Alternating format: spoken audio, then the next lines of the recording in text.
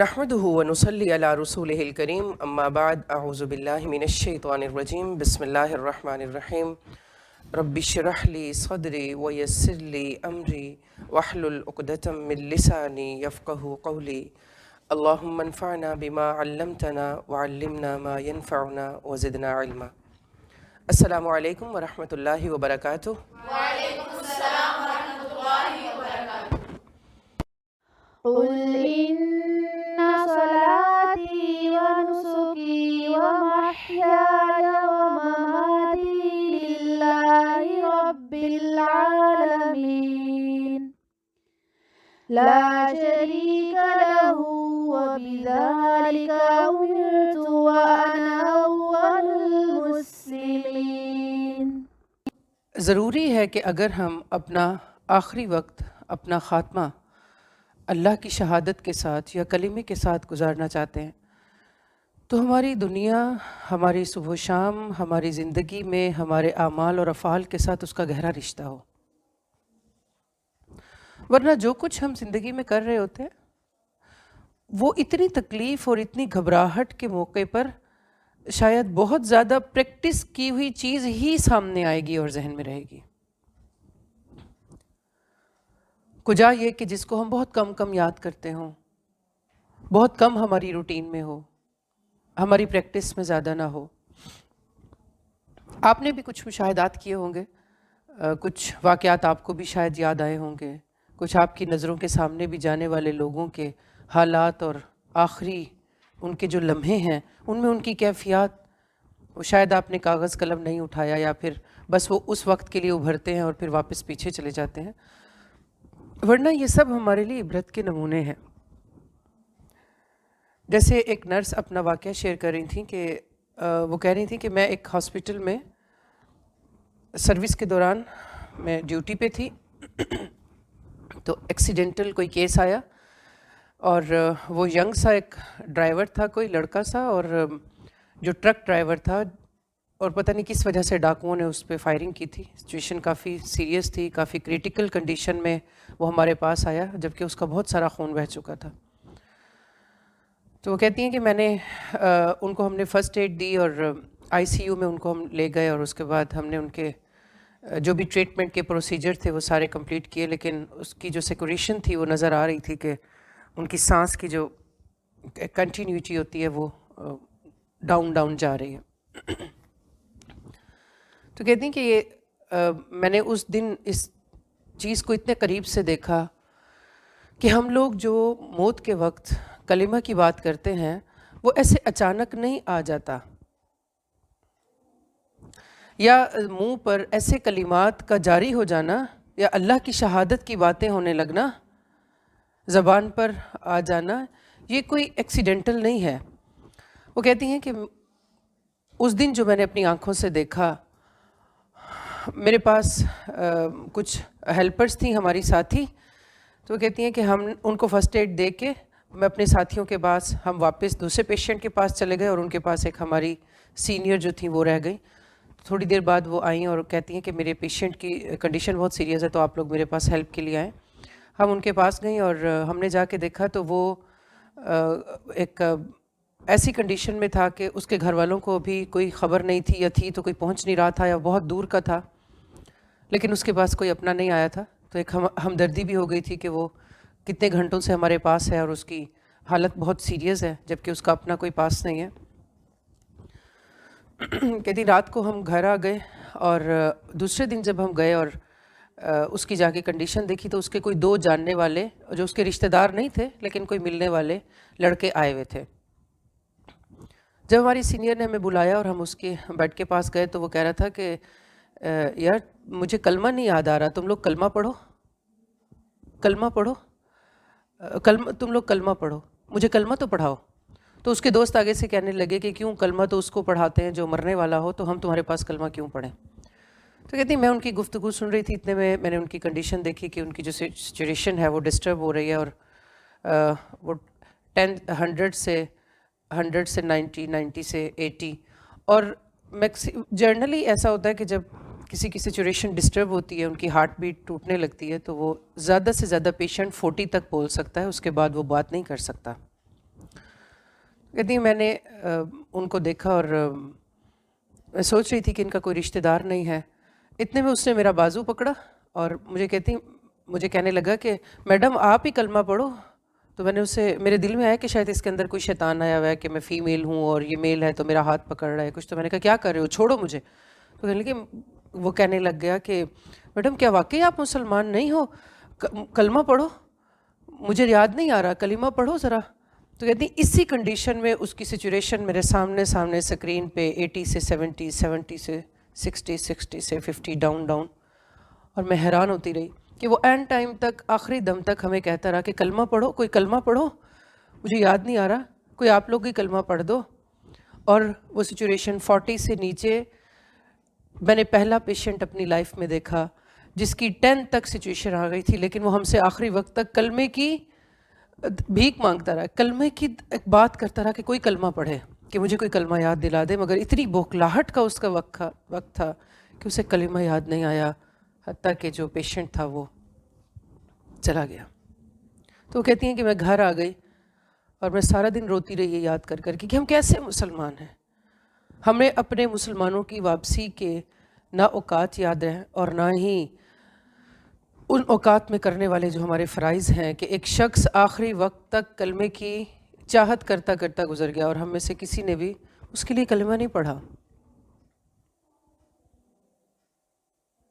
اسی طرح ایک اسٹوڈنٹ تھی، وہ کہتی ہیں کہ میں، اللہ معاف کرے، میری زندگی میں کلمہ کا ورد کرنا بہت زیادہ نہیں تھا روٹین میں، ڈیلی بائی ڈیلی جیسے ایک ہماری روٹین ہوتی ہے، جیسے میرے صلی اللہ علیہ وسلم نے بھی، احادیث میں بھی ہمیں ملتا ہے کہ صبح و شام ورد کرنا لا الہ الا اللہ وحدہ لا شریک لہ 100 ٹائمز. اس کی اپنی جو ہیں وہ بہرحال اجر کی بات بھی ہے.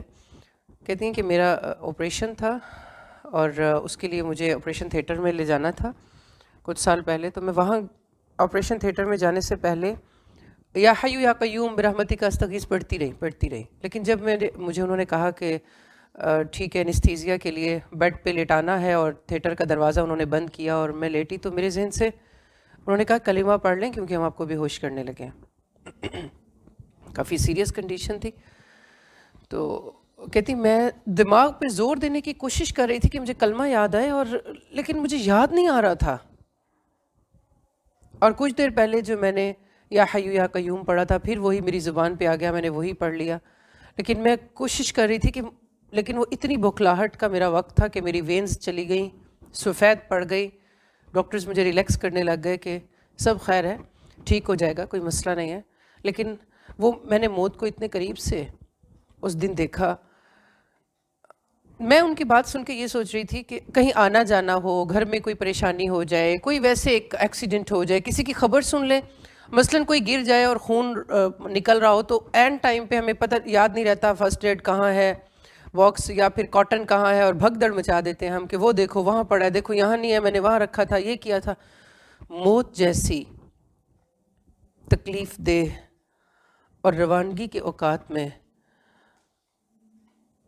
کلمہ خیر کا منہ پہ جاری ہو جانا، اور خاص طور پر کلمہ شہادت کا منہ پہ آنا، یہ بڑی سعادت کی بات تو ہے ہی، لیکن یہ زندگی بھر کی کمائی بھی ہے کہ ہم نے اپنی صبح و شام کس غم میں، کس ہم میں، کن پریشانیوں میں، کن چاہتوں میں، کن محبتوں میں، کن سے امیدیں لگاتے اور کن کی طرف دھیان لگاتے گزارے.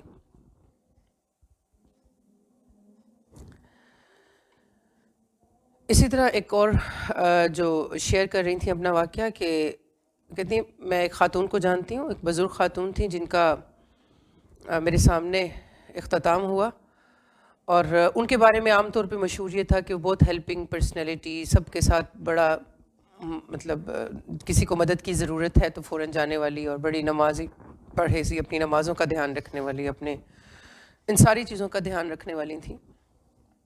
تو کہتی ہیں جب ان کی طبیعت خراب ہوئی، ان کی شوگر کا پرابلم تھا، تو ہم جب ان کو ملنے کے لیے گئے جب بہت زیادہ بیماری میں، تو کچھ دن پہلے وہ کپڑوں کے بارے میں باتیں کر رہی تھیں، اور جہاں تک ہم ان کو دور سے جانتے تھے وہ یہ کہ بہت ہی سب کے ساتھ اچھا بنا کے رکھنے والی ہیں. لیکن تھوڑا سا جب شعور آیا اور پڑھنے لکھنے کے بعد تھوڑی ان کے حالات کو جب سوچا تو وہ ایک جو چیز ہمیں واضح ہوئی وہ یہ کہ بدعت میں وہ بہت آگے تھیں. جیسے ہمارے ہاں کچھ تہوار بنائے جاتے ہیں یا منائے جاتے ہیں, کچھ اس طرح کے کام کیے جاتے ہیں بدعت میں جو سنت میں ہمیں نہیں ملتے, اس سے بہت آگے تھیں. تو کہتی ہیں وفات سے کچھ دن پہلے جب ہم ان سے ملے تو وہ اپنے کپڑوں کے بارے میں باتیں کر رہی تھیں. طبیعت ان کی کافی تھی, نظر آ رہا تھا کہ واپسی ان کی قریب ہے, لیکن وہ اپنے کپڑوں کو ڈسکس کر رہی تھی. ڈیتھ کے ٹائم پہ وہ کہتی ہیں کہ میں نے جب ان کو دیکھا تو اتنی زیادہ تکلیف ہوئی. جیسے انسان قریب جاتا ہے, آتا جاتا ہے, پتہ چلتا ہے ایک دوسرے کے بارے میں. تو ان کو جب نہلایا دھلایا گیا, کفنایا گیا, تو ان کی ہم میت کو دیکھنے کے لیے گئے. ان کا چہرہ جو تھا وہ بائیں طرف ان کی گردن مڑی ہوئی تھی. تو بہت کوشش کی, زبردستی تو نہیں کی جا سکتی, جتنی ایک کوشش کی جا سکتی ہے. تو ان کا چہرہ دائیں طرف آیا ہی نہیں آخر وقت تک. اور پھر ان کے بارے میں جو لوگوں نے گواہیاں دیں, اللہ تعالیٰ ان کی مغفرت کرے, بہرحال وہ یہ کہ وہ بہت ایسی لینگویج استعمال کرتی تھیں, ابیوز لینگویج استعمال کرتی تھیں. تو ان کی زبان تھوڑی سی باہر نکلی ہوئی تھی آخری وقت پہ جب ہم نے ان کو دیکھا. تو بہرحال بدعت کے بارے میں تو ہم جانتے ہیں کہ کل بدعۃ ضلالہ وکل ضلالۃ فی النار, کہ ہر بدعت جو ہے وہ گمراہی ہے, اور بدعت کے موجود ہوتے ہوئے باقی اعمال بھی قبول نہیں ہوتے. اور اسی طرح ہم سب اپنی کسی نہ کسی مشکل میں پھنسے ہوتے ہیں. ہم سب کسی نہ کسی ایسی عادت کا شکار ہوتے ہیں کہ جو ہم ڈے بائی ڈے اس کے تحت جی رہے ہوتے ہیں, کر رہے ہوتے ہیں. کبھی چاہتے نہ چاہتے, اگر ہمیں اللہ تعالیٰ اس کا احساس دلا دے, اس پہ تھوڑا ورک کرنے کی کوشش کرتے ہیں, مگر ہمیں سنجیدگی سے اپنے آپ کو دیکھنے کی بھی ضرورت ہے کہ ہم زبان کیسے استعمال کرتے ہیں, ہمارا اخلاق کیسا ہے, ہمارے دل کی کیفیت کیسا ہے, ہماری صبح و شام زیادہ تر اوقات کن احساسات اور فیلنگز کے ساتھ رہتی ہیں, کہ ہمارا لین دین, ہمارا اٹھنا بیٹھنا, ہماری یہ ساری چیزیں. کیونکہ دیکھیں روانگی تو ایک ایسی چیز ہے جس کا ویسے بھی پتہ نہیں ہے کہ کب ہو جائے واپسی, مگر زیادہ تر اوقات میں معمولات میں جو چیز زیادہ ہماری روٹین میں رہی ہے, وہی چیز ہمارے سامنے آنے والی ہے نا آخر وقت پر. ایک دم کوئی معجزہ نہیں ہونا, ہمارے دل کی حالت بدل نہیں جانی. تو ہمیں اپنی ساری عادات پہ نظر کرنی چاہیے. میں نے یہ واقعہ سنا تو میں یہ سوچ رہی تھی کہ بعض اوقات ہم کسی چیز کو بہت معمولی لے لیتے ہیں.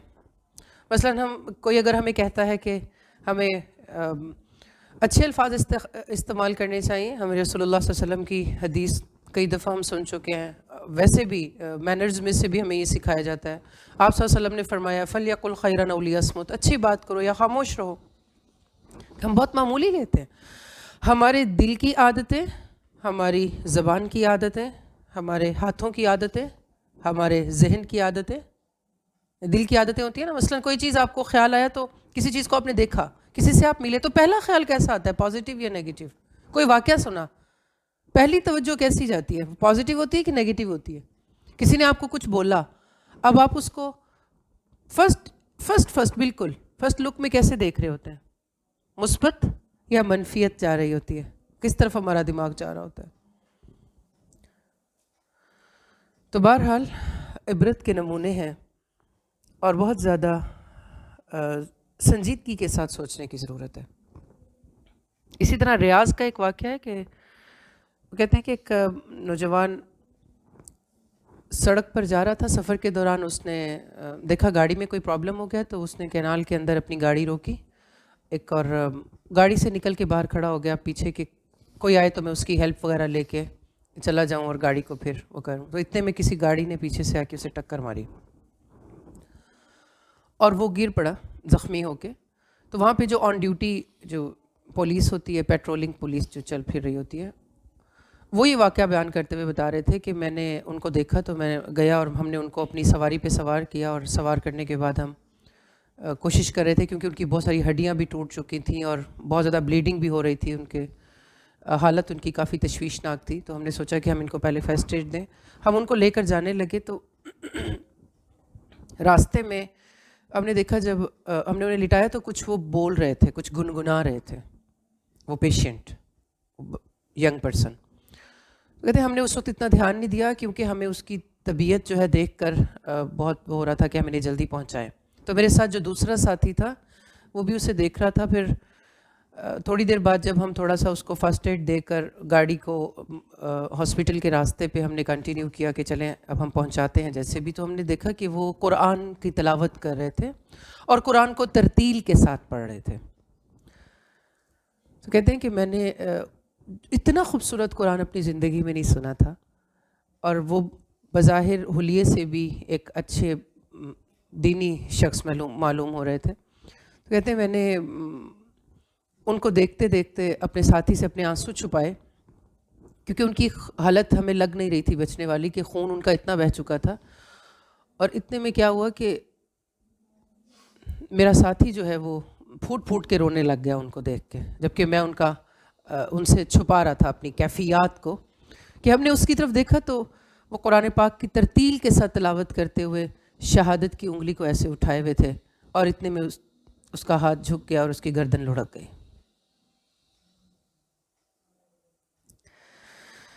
ہاسپٹل ہم لے کر گئے، وہاں پہ ان کے اہل خانہ آئے اور ہم نے ان سے پوچھا تو ان کے بارے میں جو ان کے گھر والوں نے پہلے ہمیں بتایا وہ یہ کہ یہ حافظ قرآن نہیں تھے، لیکن یہ قرآن حفظ کر رہے تھے. یعنی اور وہ کیسے کر رہے تھے کہ ہر ویکنڈ پہ ان کا معمول تھا کہ انہوں نے اپنی دادی کے پاس پیچھے گاؤں میں جانا ہوتا تھا، اور یہ اسی سفر پہ جا رہے تھے. تو سب ان کو کہتے تھے کہ لمبا سفر کر کے آپ جاتے ہو، تو آگے سے وہ کہتے تھے کہ میں اپنے سفر کو انجوائے کرتا ہوں، یعنی میں اس میں نا قرآن سنتا اور پڑھتا رہتا ہوں. تو اس طرح کرتے کرتے وہ کئی پارے حفظ کر گئے تھے، اور اپنی دادی کے ساتھ، اپنے گھر والوں کے ساتھ، اپنے ارد گرد والوں کے ساتھ ان کے حسن سلوک کی جو باتیں وہاں پہ ہو رہی تھیں، ان میں سے ایک یہ تھی کہ جب وہ جاتے تھے تو بچوں کا بھی ایون خیال رکھتے تھے کہ بچوں کے لیے مٹھائی لے کے جانا بھی نہیں بھولتے تھے.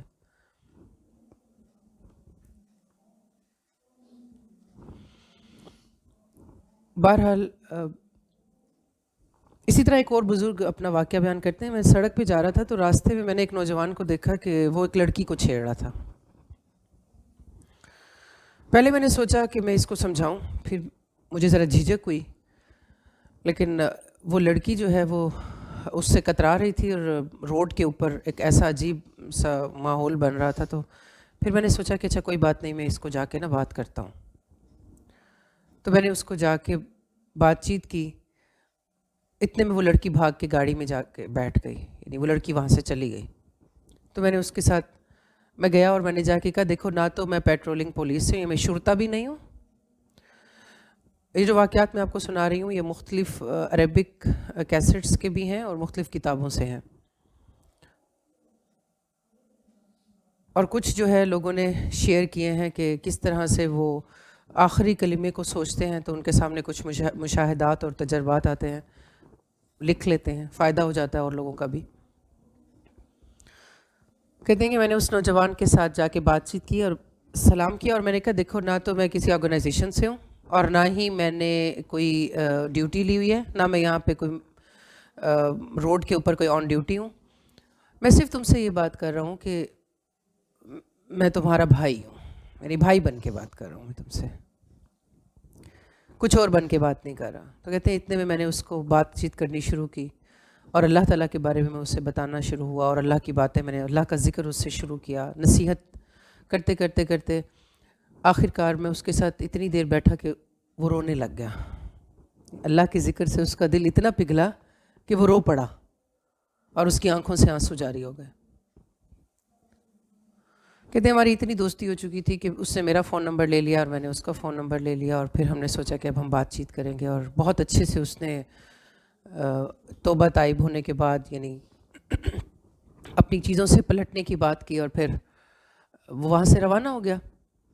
میں بھول گیا اپنے کاموں میں آ کے، جو ہم نے وعدہ کیا ہوا تھا کہ ہم دوبارہ ملیں گے، میں نہیں مل سکا. 2 دن بعد یا پتہ نہیں 2 ہفتوں بعد میں نے 2 ویکس کے بعد کہتے ہیں کہ میں نے اپنے پاکٹ میں سے سامان نکالا تو اس میں سے وہ چٹ نکلی جس کے اوپر اس کا نمبر لکھا ہوا تھا. میں نے اسے کال کی تو اس نے کہا کہ صبح کے ٹائم میں نے اسے کال کی اور میں نے کہا کہ چلو آج ہم عصر کے وقت ملتے ہیں. بہت خوش ہوا سن کے, اور میں نے اسے کہا کہ کیا تم میری آواز پہچانتے ہو؟ تو اس نے کہا کہ میں اس کی آواز کیسے نہیں پہچانوں گا جس نے مجھے اندھیروں سے روشنی کی طرف راہ دکھا دی اور جس کی وجہ سے مجھے اللہ نے ہدایت دے دی, اور ہم نے پرومس کیا کہ ہم عصر کے بعد ملتے ہیں. کہتے ہیں میں کچھ کام میں مصروف تھا, 1 گھنٹہ میں لیٹ ہو گیا. تو بہرحال پھر میں نے ان کو سوچا کہ میں جا کے مل لیتا ہوں. تو ان کے دیے ہوئے ایڈریس پہ میں پہنچا اور میں نے گیٹ پہ بیل دی. تو اندر سے ایک بزرگ آئے. تو میں نے ان سے پوچھا کہ اس طرح سے ان کا نام ہے اور کیا آپ اس کے والد ہیں اور مجھے ان سے ملنا ہے. تو مجھے حیرانی سے دیکھنے لگے. تو میں نے ان سے بات چیت کی اور میں نے کہا کہ آج ہم نے دراصل ملاقات کا وعدہ کیا تھا اور میں لیٹ ہو گیا ہوں, اس کے لیے میں معذرت چاہتا ہوں, تو مجھے ان سے ملنا ہے. اور آج ارلی مارننگ صبح میں ہی یعنی میری اس سے بات ہوئی ہے, تو آپ اس کو میرا پیغام دیں کہ میں ملنے کے لیے آیا ہوں. تو کہتے ہیں وہ بزرگ جو ہیں وہ کہنے لگے کہ پہلے آپ یہ بتاؤ کہ کیا آپ وہی ہو جس نے اس کو نصیحت کی تھی؟ تو میں نے کہا کہ ہاں جی. کہتے ہیں مجھے اس ماتھے کو چومنے دو جس کی وجہ سے میرے بیٹے کو اللہ نے جنت کی راہ دکھائی اور اس کو آگ سے بچا لیا. مجھے اندر لے گئے, بٹھایا اور کہا کہ 1 گھنٹہ پہلے ہم اس کی تدفین کر کے آئے. اور کہنے لگے کہ یہ 2 ہفتوں کی ہی بات ہے, یہ ہمارے سامنے نماز کے ساتھ اس کا کوئی رشتہ نہیں تھا. سارے ہمارے سامنے شریعت کے خلاف کام کیا کرتا تھا, کوئی بات نہیں مانتا تھا.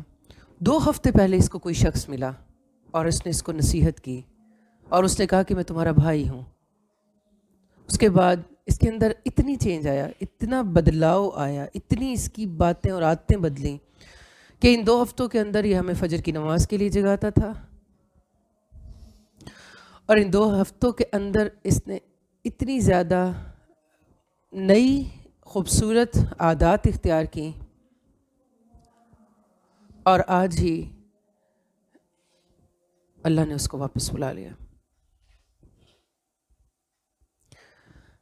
دیکھیں ہمیں کس طرح سے کام کرنا چاہیے کہ کوئی لیڈر بن کے, کوئی شرطا بن کے, پولیس والا بن کے, کوئی آرگنائزیشن کا حصہ بن کے, قرآن ٹیچر بن کے, یا اپنے کلمہ گو مسلمان بہن بھائیوں کے لیے خیر خواہ اور بہن بن کے.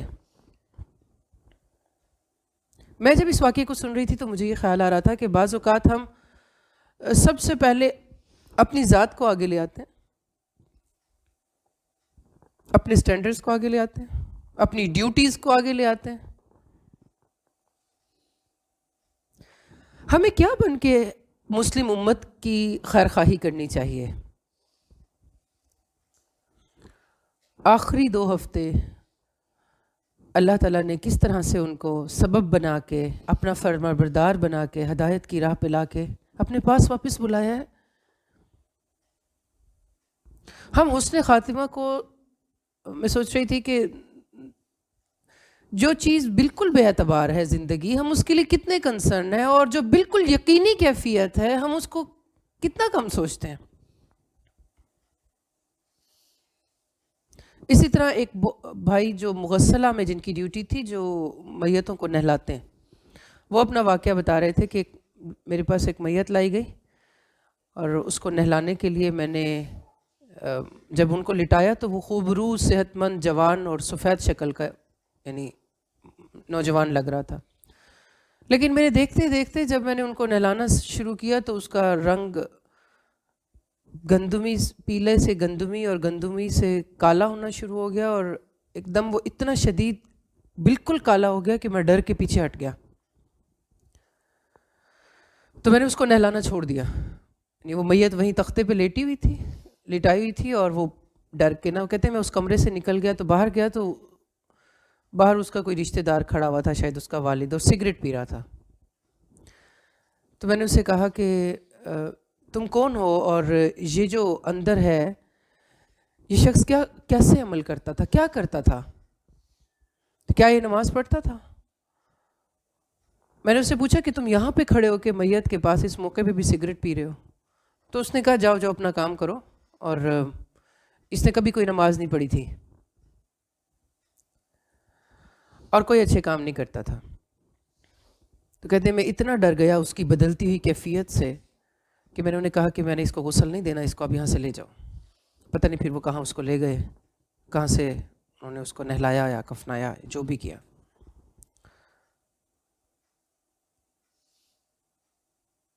بہرحال قل ان صلاتی و نسکی و محیای و مماتی للہ کہنا جو ہے وہ ممکن نہیں ہے جب تک ہم رب العالمین کو پہچانے نہیں. اور پھر ساری چیزوں میں لا شریک لہ کا خیال نہ رکھیں.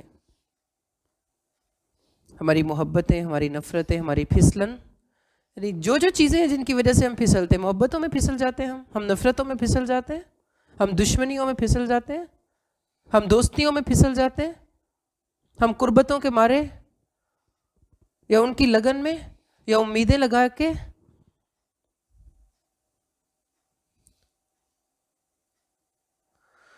وَبِذَلِكَ أُمِرْتُ وَأَنَا أَوَّلُ الْمُسْلِمِينَ. زندگی کے سارے اتار چڑھاؤ, ہر فیز, ہر دور, ساری ذمہ داریوں کے بیچ میں سب سے پہلی ذمہ داری اچھا مسلمان ہونا, انا اول المسلمین, پہلا مسلم ہو جانا. یہ بڑی شعوری کوشش کے ساتھ ممکن ہے, یہ صبح و شام یاد دہانی کے ساتھ ممکن ہے. سورۃ کہف میں اللہ تعالیٰ رسول اللہ صلی اللہ علیہ وسلم کو فرماتے ہیں وَاصْبِرْ نَفْسَكَ مَعَ الَّذِينَ يَدْعُونَ رَبَّهُمْ بِالْغَدَاةِ وَالْعَشِيِّ. اپنے آپ کو ان لوگوں کی مائیت میں جوڑے رکھیے جو صبح شام اپنے رب کو یاد کرتے ہیں. اور یہ تلقین رسول اللہ صلی اللہ علیہ وسلم کو کی جا رہی ہے. تو میں اور آپ اور ہم سب تو بہت زیادہ مجبور ہیں اس بات کے لیے, بہت ضروری ہے ہمارے لیے کہ ہم زندگی کے ہر فیز میں اللہ نے جو ہمیں روشنی دے دی ہے, جو فرقان دے دیا ہے, اس کو سامنے رکھتے ہوئے اس کو اپنے ساتھ لازم کر لیں, اس کے ساتھ جڑ جائیں کسی نہ کسی سطح پر, کسی نہ کسی طریقے سے, اور دینے والے بنیں. دیکھیں جو ہم اپنے لیے چاہتے ہیں اسے بانٹنا شروع کر دیں. آپ اپنے لیے حسن خاتمہ چاہتے ہیں, اب دوسروں کے حسن خاتمہ کی فکر کریں. آپ اپنے لیے نیکی کو چاہتے ہیں, اب دوسروں کے لیے نیکی کے لیے تگودو کریں. جو عادتیں میں اپنے اندر سے نکالنا چاہتی ہوں, میں دوسروں کی ان عادتوں کی فکر کروں. تبھی ممکن ہے کہ ہم اس وقفے کو, اس گیپ کو پر کر پائیں. وَبِذَلِكَ أُمِرْتُ وَأَنَا أَوَّلُ الْمُسْلِمِينَ. اور مسلمانوں میں بھی پہلا مسلمان. اس کا کیا مطلب ہوتا ہے کہ ہر موقع پر میں دوسروں کا محتاج نہ رہوں. وہ اٹھے تو میں اٹھوں, وہ بولے تو میں بولوں, وہ نماز کے لیے جائے تو میں جاؤں, کوئی آ کے کہے تو میں کروں, کوئی مجھے بتائے ریمائنڈر دے تو میں کروں. خود سے خود اپنے اندر سے نکلنا کس سٹیج پہ ضروری ہے, کیسے ممکن ہے؟ یہ تذکیر کے بغیر ممکن نہیں, یہ روٹین میں لائے بغیر چیزوں کو ممکن نہیں. ایک مرتبہ ٹرکی میں زلزلہ آیا تو میں یہ واقعہ جب سن رہی تھی تو میں سوچ رہی تھی کہ ارتھ کوئک آتا ہے, کوئی فلڈ آ جاتا ہے, فلڈ چلیں جو بھی, لیکن ارتھ کوئک ایک ایسی یعنی ایسا ڈیزاسٹر ہے, زلزلہ ایک ایسی مصیبت ہے جو بالکل ناگہانی مصیبت ہے. یعنی سیلاب آ جائے یا کوئی اور بھی معاملہ اس طرح کا ہو تو تھوڑا بہت اندازہ ہوتا ہے, ایک کچھ نہ کچھ بتا رہے ہوتے ہیں کہ اپنا بندوبست کر لیں یا کچھ بھی. ہم وہ انسان جو تھوڑی سی گھبراہٹ کے موقع پہ بھی سامنے رکھی ہوئی چیز بھی نہیں پہچان پاتے. کس کس کے ساتھ یہ ہو چکا ہے؟ چیز سامنے پڑی ہوتی ہے اور ہم ڈھونڈتے رہتے ہیں. صرف کیا ہوتا ہے کہ دماغ جگہ پہ نہیں ہوتا اور پریشان ہوتے ہیں. تو کیا ہوگا ایسے وقت پہ جب روح جسم سے الگ ہو رہی ہوگی؟ تو گھبراہٹ کے ایسے وقت میں ہم لا الہ الا اللہ, رسول اللہ صلی اللہ علیہ وسلم نے بھی فرمایا نا, لقنوا موتاکم لا الہ الا اللہ. کتنا ضروری ہے کہ ہمیں اس چیز کی سمجھ ہو کہ ہم نے ارد گرد والوں کی واپسی کے وقت پہ ان کے ساتھ کیسا رویہ اختیار کرنا ہے, کیسے خود کو اس کو بوکھلاہٹ سے بچانا ہے. کتنے ترکی میں ایک مرتبہ زلزلہ آیا تو ایک گھر میں وہ بتا رہی تھیں, نومولود بچے کے ساتھ جو والدہ تھی اس کی وہ اوپر بیٹھی ہوئی تھی, اوپر والے پورشن میں, اور نیچے ان کے ہسبینڈ اپنے بزنس کی باتیں کر رہے تھے اپنے کسی ساتھی کے ساتھ. تو اتنے میں زلزلہ آیا. تو جو اوپر بیٹھی ہوئی تھی مدر, انہوں نے جیسے نائٹ ڈریس پہنا ہوا تھا اور بچے کو فیڈ کرا رہی تھیں اور مطلب اکیلی تھیں روم میں, اور نیچے جو وہ بیٹھے ہوئے تھے ان کے ہسبینڈ اپنے کسی دوست کے ساتھ, وہ وہیں پہ بیٹھے کانپتے رہے اور بکھلاہٹ میں, یعنی وہ دوست ایک دوسرے کو پریشان حال چھوڑ کے بیٹھے رہے, اور اوپر جو خاتون تھیں انہوں نے اپنے بچے کو وہیں پہ چھوڑا, نہ ان کو دوپٹے کا خیال رہا, نہ وہ ہسبینڈ کے پاس گئی نیچے, وہ سیدھی دروازہ کھول کے روڈ پہ نکل گئیں اسی ڈریس اپ میں. اور جو نیچے شوہر بیٹھے ہوئے تھے ان کے, وہ اپنے دوست کو کہتے ہیں یار وہ مرتے وقت کیا پڑھتے ہیں, موت کے وقت کیا پڑھتے ہیں, بتانا, بولو ذرا موت کے وقت کیا پڑھنا ہوتا ہے, وہ مرتے وقت کیا پڑھتے ہیں, بولو ذرا. کہتے ہیں جب وہ زلزلہ رکا تو ہم اپنی کیفیت پہ حیران تھے کہ اتنی بکھلاہٹ.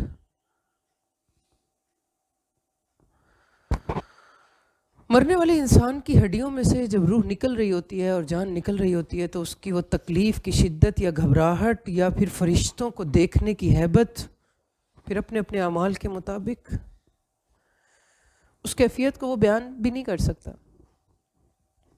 کر بھی دے تو کوئی اس کا کوئی فائدہ نہیں دے سکتا, اس کو کوئی بچا نہیں سکتا, کوئی اس کی اس کیفیت کو بانٹ نہیں سکتا. یہ ایک ایسی سچویشن ہے جس میں ہر شخص نے اپنی تیاری خود کرنی ہے. دنیا میں سارے بہت فدا ہو رہے ہوتے ہیں نا, محبت کے دعوے کر رہے ہوتے ہیں, لیکن ملک الموت کو کوئی کہتا ہے, کتنے بھی قریب کے رشتے رو رہے ہوں, کچھ بھی کر رہے ہوں, کوئی کہتا ہے اس کی جان نہ نکالو میری نکال لو, اس کو چھوڑ دو, پتہ نہیں کتنا درد ہو رہا ہے. کوئی ہوتا ہے ایسا, کوئی ہے جن کی خاطر ہم بے اعتدالیوں کا شکار ہو جاتے ہیں, رشتوں اور حقوق کے معاملے میں ناانصافیاں کر جاتے ہیں. وہ زندگی کی سب سے بڑی حقیقت اور سختی کے وقت پہ ہمیں تنہا چھوڑ دیتے ہیں. خالی ہاتھ انسان چلا جاتا ہے. اس وقت کوئی رشتہ, کوئی محبت, کوئی ریلیشن شپ, کوئی دشمنی اس کیفیت کو شیئر نہیں کر سکتی. تو کتنا ضروری ہے ان واقعات کو. سوچ رہی تھی میں کہ گواہی بھی اچھی ہو ہمارے ارد گرد والوں کی, اور گواہی اچھی کب ہوگی جب ہمارا ان سے برتاؤ اچھا ہوگا, خیر خواہی والا برتاؤ ہوگا. کہ یہ جو بندی چلی گئی, اخلاق کی, اتوار کی, عادات کی, کیسے دل کی مالک تھی. جیسے وہ بتا رہی تھی نا کہ میں نے ان خاتون کو دیکھا, ان کی زبان باہر نکلی ہوئی تھی ان کے منہ سے. تو بتانے والے بتا رہے تھے کہ یہ بہت بری زبان استعمال کرتی تھی. تو بعض اوقات ہم کچھ ایسی عادتوں میں پھنسے ہوتے ہیں. اچھا, ہمیں کوئی بتائے تو ہم اس کو اس نقطۂ نظر سے دیکھتے بھی نہیں ہیں کہ میں نے واپس جانا ہے تو مجھے اسے چھوڑ دینا چاہیے. پرسنل ہو کے کیا کرتے ہیں, ری ایکٹیو ہو جاتے ہیں اور فوراً سے کیا کہتے ہیں, تم تو جیسے فرشتہ ہو.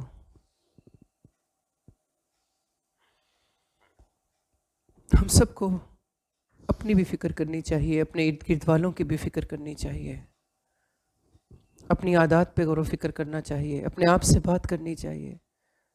جیسے اللہ کے نبی صلی اللہ علیہ وسلم فرماتے ہیں نا کہ اے لوگو اس کے لیے تیاری کر لو, اس وقت کے لیے تیاری کر لو. یعنی زندگی میں ہم لوگوں سے اگر ان کے غم پوچھیں تو کسی کا غم بھی قبر کی پہلی رات نہیں ہوتا. آپ میں سے کتنے لوگوں نے زندگی میں کبھی کوئی غم سے رو رہا اور آپ نے پوچھا ہو کہ تمہیں کیا غم ہے, اور وہ کہے کہ میں قبر کی پہلی رات کو یاد کر کے رو رہا ہوں. ہم کن غم اور ہم اور پریشانیوں اور بے وفائیوں اور ایسی ساری چیزوں کے پیچھے اپنی توانائیاں, اپنے اوقات, اپنے قیمتی دن رات, وہ قیمتی لمحات جو ہمیں اپنے رب کو راضی کرنے میں لگا دینے تھے, کتنے بے مول بیچ دیتے ہیں ہم. اور ضائع کر دیتے ہیں.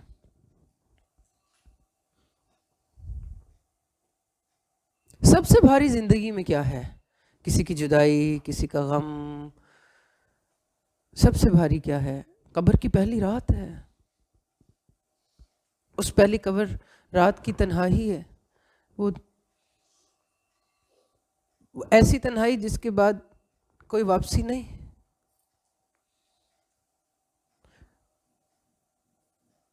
بعض اوقات ہمیں کچھ چیزیں چھوڑنا مشکل لگ رہا ہوتا ہے. آپ صلی اللہ علیہ وسلم نے فرمایا نا، اکثروا ذکر حازم اللذات الموت. ہم اپنی عادات سے دستبردار نہیں ہو پاتے، کچھ لذتیں ایسی لگ جاتی ہیں. آپ نے فرمایا لذتوں کو توڑ دینے والی موت کو کثرت سے یاد کیا کرو.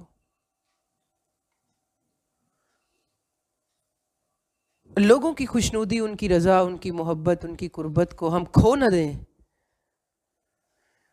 اس غم کو لے کر ہم کئی ایسے فیصلے کر جاتے ہیں جو کہ اللہ کی نظر میں معتبر نہیں ہوتے، یہ سوچے بغیر کہ ہمیں واپس اللہ کے ہاں جانا ہے اور تنہا چلے جانا ہے. عدی بن حاتب بیان کرتے ہیں، صلی اللہ علیہ وسلم نے فرمایا تم میں سے کوئی شخص ایسا نہیں جس سے اس کا رب بات نہ کرے گا، اور وہ بھی یوں کہ ان کے درمیان کوئی ترجمان نہ ہوگا اور نہ ہی کوئی حجاب ہوگا.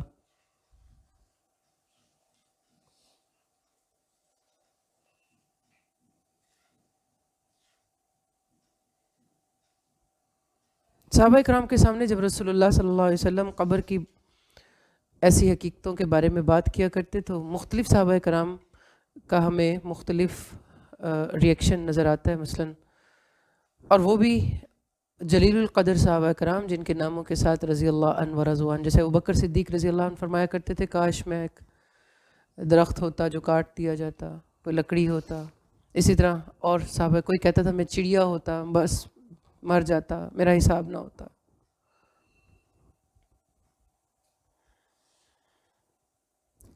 اللہ کے ذکر سے اپنی زبان کو تر رکھنا اور دل کو سب سے زیادہ اس چیز کی فکر میں ڈالنا کہ مجھے اپنے رب کے حضور حاضر ہونا ہے. یہ حسن خاتمہ کے لیے لازم کر لینے والی چیزیں ہیں. سبحانک اللہم ربنا وبحمدک نشہد ان لا الہ الا انت نستغفرک ونتوب الیک ربنا تقبل منا انک انت السمیع العلیم. السلام علیکم ورحمۃ اللہ وبرکاتہ.